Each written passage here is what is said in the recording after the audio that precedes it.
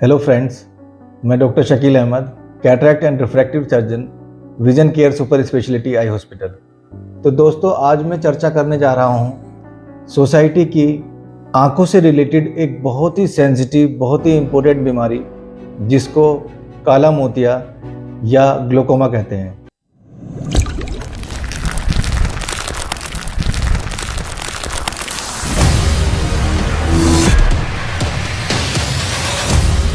सबसे पहले हम ये जानेंगे कि काला मोतिया क्या होता है, उसके बाद ये कितने प्रकार का होता है इसके बारे में चर्चा करेंगे, इसके क्या लक्षण होते हैं और इसका हमारे फील्ड में क्या ट्रीटमेंट मोडेलिटीज़ हैं, वो सब विस्तार से हम चर्चा करेंगे।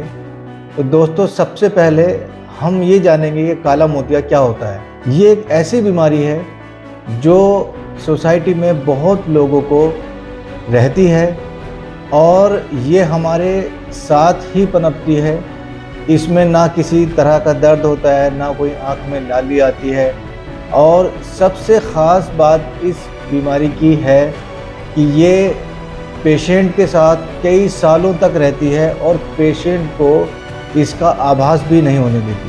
तो दोस्तों, ऐसी बीमारी जिसमें ना कोई दर्द होता हो, ऐसी बीमारी जिसमें पेशेंट को पता भी ना हो, तो अचानक ही कभी आंखों का चेकअप होता है या पेशेंट को बहुत एडवांस स्टेज में कभी पता चलता है, तो चेकअप के बाद ये देखा जाता है कि उसका 60%, 70%, यहाँ तक कि 80% विजन लॉस परमानेंट हो चुका है। ये बीमारी ऐसी है जिसमें परमानेंट लॉस ऑफ विजन होता है, यानी जो विजन इसमें एक बार चला जाएगा वो किसी भी उपलब्ध माध्यम से, चाहे वो दवाओं के माध्यम से हो, चाहे लेज़र के माध्यम से हो, चाहे हमें ऑपरेशन उस पेशेंट का करना हो, किसी भी माध्यम से खोया हुआ विजन या खोई हुई रोशनी वापस नहीं की जा सकती।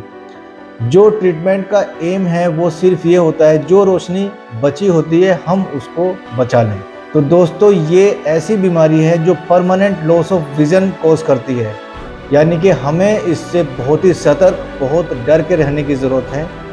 मैंने अपनी पहली वीडियो में भी बताया था, इसका सिर्फ और सिर्फ उपाय ये है कि हम स्क्रीनिंग कराते हैं। जो एक टाइम फ्रेम होता है 5 साल की एज में, 10 साल की एज में, 20 साल की एज में हमने डिस्कस किया, 40 साल की एज में, तो ये ऐसे टाइम फ्रेम हैं जहां हमें रूटीन चेकअप अपना कराना चाहिए। जहां तक कि हम उम्र की बात करें, ज़्यादातर लोगों में ये 40 साल के बाद ही शुरू होता है, और जिन केसेस में जेनेटिक प्रीडिस्पोजिशन है, यानी कि ऐसे लोग जिनकी फैमिली में कोई हिस्ट्री है ग्लोकोमा की, वो बहुत ज़्यादा प्रोन होते हैं ग्लोकोमा के लिए। तो उनकी स्क्रीनिंग एक सही एज पर कराना बहुत ही ज़्यादा आवश्यक है।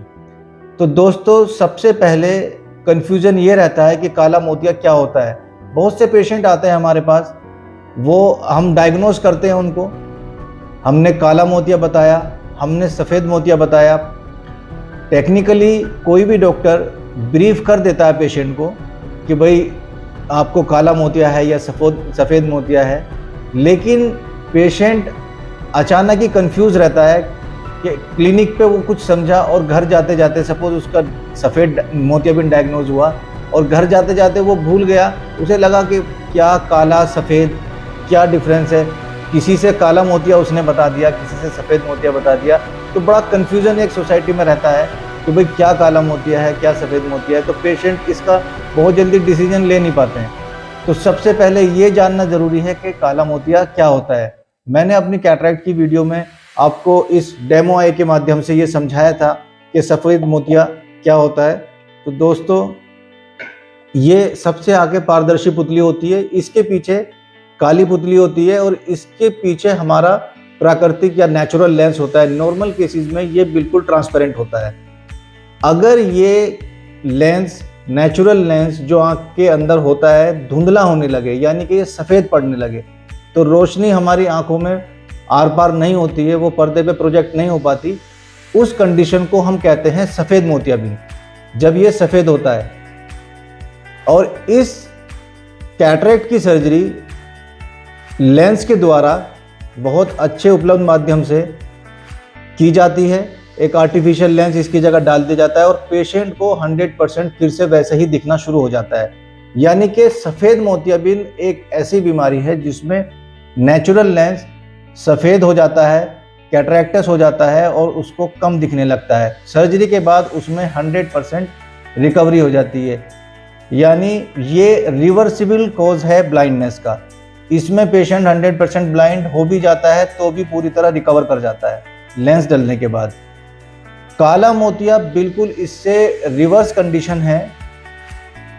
इसमें आँख के अंदर कुछ स्ट्रक्चर ऐसे होते हैं जिसमें आँख का पानी बनता है। दो तरह के पानी होते हैं आँख में। एक तो वो पानी होता है जो आँख को गीला रखने के काम आता है, जो लैक्राइमल ग्लैंड से सिक्रीट होता है। लैक्राइमल ग्लैंड कुछ यहाँ पर सिचुएटेड होती है, वो रेगुलर बेसिस पे आँख को मॉइस्ट करने के लिए, उसकी सरफेस को गीला रखने के लिए टीयर्स प्रोड्यूस करती रहती हैं।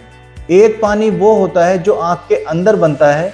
उसमें एक स्ट्रक्चर होता है आँख के अंदर जिसे सीलियरी बॉडी बोलते हैं। इसमें छोटे छोटे प्रोसेस निकले होते हैं जिसे सीलियरी प्रोसेसेस बोलते हैं। तो ये पानी उन सीलियरी प्रोसेस से बनता है, इसे एक्वस ह्यूमर को कहते हैं।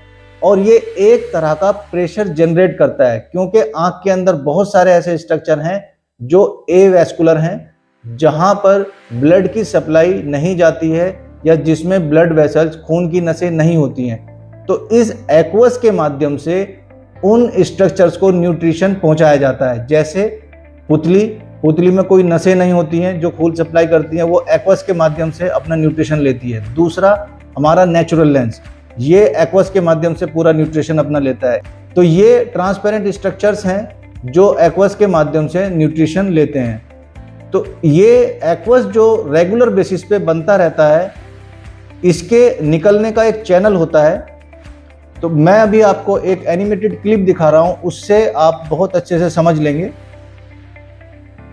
ये हमारे आई का क्रॉस सेक्शन है। इसमें सबसे आगे की पुतली का भाग है जिसे कॉर्निया बोलते हैं। इसके पीछे वो एरिया है जहां पर सीलियरी बॉडी या सीलियरी प्रोसेसेस सिचुएटेड रहते हैं। यहीं से उस पानी का प्रोडक्शन होता है जिसको एक्वस ह्यूमर कहते हैं। जब हम कोई चीज़ देखते हैं तो लाइट की स्ट्रेट रेज हमारी रेटिना पर फोकस होती हैं। वो नस के द्वारा इलेक्ट्रोकेमिकल सिग्नल्स प्रोड्यूस करती हैं और वो हमारे विजुअल कॉर्टेक्स, जो ब्रेन का एक हिस्सा है, उस पे जाके इमेज बन जाती है। तो ये एक नॉर्मल प्रोसेस है जिससे हम चीज़ों को देख पाते हैं।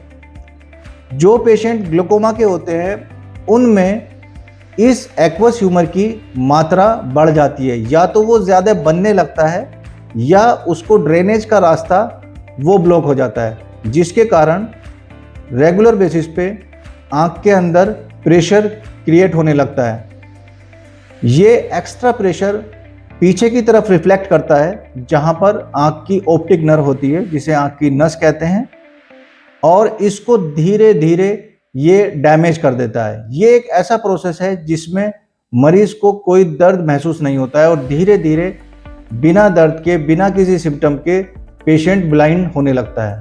तो दोस्तों, हमने समझा कि ग्लूकोमा या काला मोतिया एक ऐसी कंडीशन है जिसमें पानी की मात्रा, एक्वस ह्यूमर की मात्रा अधिक बनने के कारण या उसका ड्रेनेज ब्लॉक होने के कारण या कम ड्रेनेज होने के कारण लगातार आँख का प्रेशर बढ़ा रहता है, जो कि आँख की नस या ऑप्टिक नर्व पर रिफ्लेक्ट करता है और वो धीरे धीरे डैमेज होने लगती है, ख़राब होने लगती है और पेशेंट का रोशनी और फील्ड ऑफ विजन कम होता चला जाता है।